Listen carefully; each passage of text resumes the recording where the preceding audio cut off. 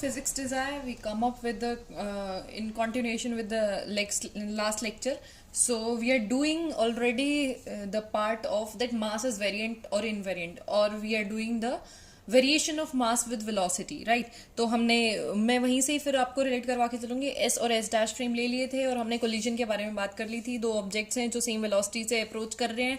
क्योंकि ये दोनों की वेलोसिटी सेम है तो they must have equal masses. तो एस डैश फ्रेम के अकॉर्डिंग जो हमारे पास कंजर्वेशन ऑफ मोमेंटम आती है that will be this equation. यहाँ तक हम कर चुके थे. अब हम कंसीडर करते हैं कि एस फ्रेम के अकॉर्डिंग आपका एस फ्रेम के अकॉर्डिंग जो है वो वेलोसिटीज क्या होती हैं. सपोज मेरे ये ऑब्जेक्ट का मास m1 है और इस ऑब्जेक्ट का मास m2 है. तो एस फ्रेम के according the velocities will be u1 and u2.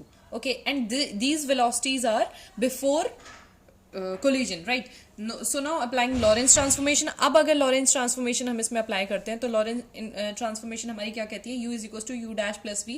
Actually this is the Lorentz inverse transformation. We have already done it in our previous lectures. So we have u is equal to u dash plus v over 1 plus v u dash c square. अब बात करते हैं u dash के बारे में. अब ये u dash क्या थी, जो भी s डैश में होने वाली वेलोसिटी. अगर मैं कहूँ मुझे u1 वेलोसिटी फाइंड आउट करनी है and I am applying the Lorentz transformation, तो देखिए लॉरेंस ट्रांसफॉर्मेशन आपकी किस तरह से अप्लाई होगी. u1 मुझे ये वेलोसिटी लिखनी है ना अकॉर्डिंग टू एस फ्रेम. सो ये u डैश विल बी, मैं m1 के लिए जो वेलोसिटी कंसीडर कर रही हूँ उस फ्रेम में, तो m1 के लिए तो वो वेलोसिटी u ही है ना. सो u plus v over 1 plus v over c square into u dash. Again u dash is your u. So put it your first value that is u1. Similarly हम कर सकते हैं u2 के लिए. तो अब क्योंकि कैलकुलेशन पार्ट ही है so we are doing the calculation part for that. Okay, now writing the value of u2 according to S frame.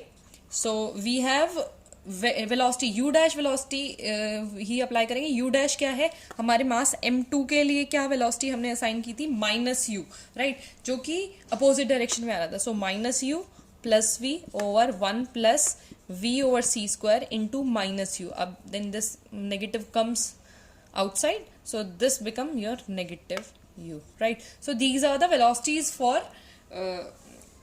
m1 object and m2 object, right. So now we are applying the law of conservation of momentum again. So before collision and after collision. रही क्या है condition after collision. Before के बारे में बात करेंगे. Before collision हमारे पास क्या रहेगा, m1 u1. So mass is m1 u1 plus m2 u2 and that comes out to be after collision. क्योंकि हमने कोलिजन को माना है एक ऑब्जेक्ट जो है दूसरे ऑब्जेक्ट से टकरा रहा है with the same velocity, same negative velocity, and then they combine in that format so that they comes in rest. Okay, तो अगर ये रेस्ट पे आने वाले हैं तो I must say they have zero velocity. देखो मैं ये कह सकती हूँ कि इनकी जीरो वेलोसिटी है, बट वो ट्रेन वाला एग्जांपल हमने किया था ना कि ट्रेन तो मूविंग है ना बाहर से खड़े हुए ऑब्जर्वर को, क्योंकि एस फ्रेम हमारा वो रेस्ट वाला ऑब्जर्वर है जो बाहर खड़ा हुआ है, वो देखेगा कि दोनों बच्चे जो गिर चुके हैं वो अभी भी एक वेलोसिटी से ट्रेवल कर रहे हैं. कौन सी वेलोसिटी से, जो कि आपके फ्रेम की वेलोसिटी या मैं कहूँ ट्रेन की वेलोसिटी. वही एग्जाम्पल इसमें इंसर्ट करके चलेंगे.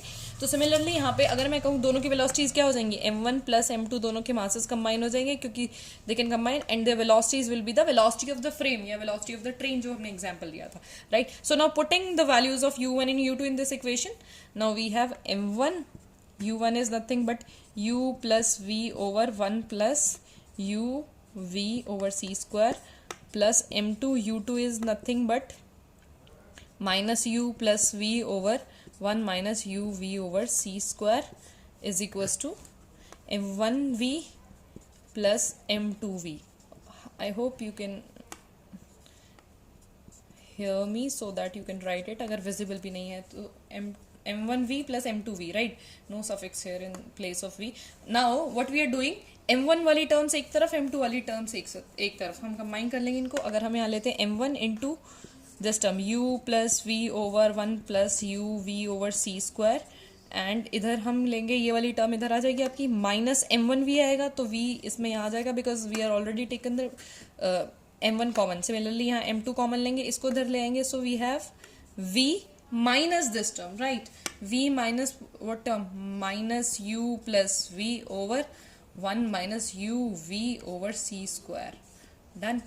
Closing the bracket. Okay, now we have, so this is v. I hope you can understand. Visible है तो Okay, now after that we are just calculating the values, we are just taking the LCM of that, very easy factor. So बहुत आसानी